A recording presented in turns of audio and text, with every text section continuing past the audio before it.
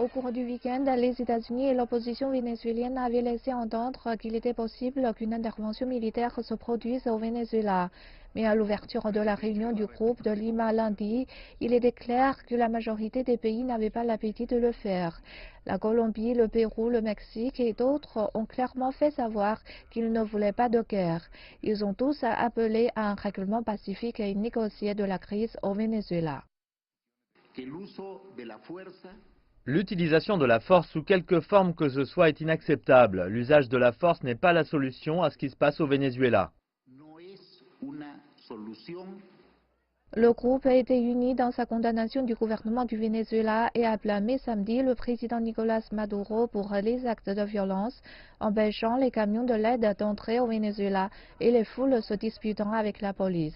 Le vice-président américain Mike Pence s'est rendu à Bogota, en Colombie, pour assister à la réunion et a insisté sur le fait que toutes les options étaient à la table pour éliminer Maduro.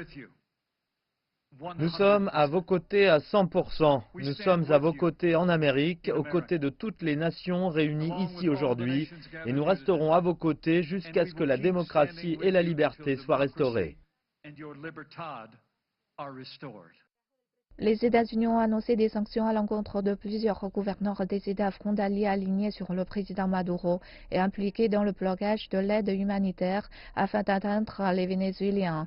Le président Barandé autoproclamé du Venezuela, Juan Guaidó, a également participé à la réunion du groupe de Lima.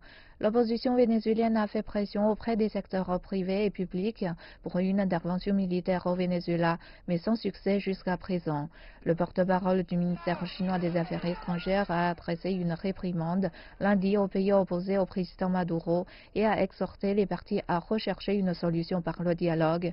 En outre, la Chine s'oppose à toute intervention dans les affaires intérieures du Venezuela de force extérieure.